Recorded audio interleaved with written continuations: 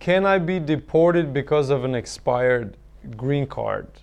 And the answer is maybe, and it really depends, but typically no, and not right away, or not automatically. And so in the past, at the very least, if you had an expired green card, the government doesn't put you immediately through deportation, they don't begin automatically removal proceedings on your behalf.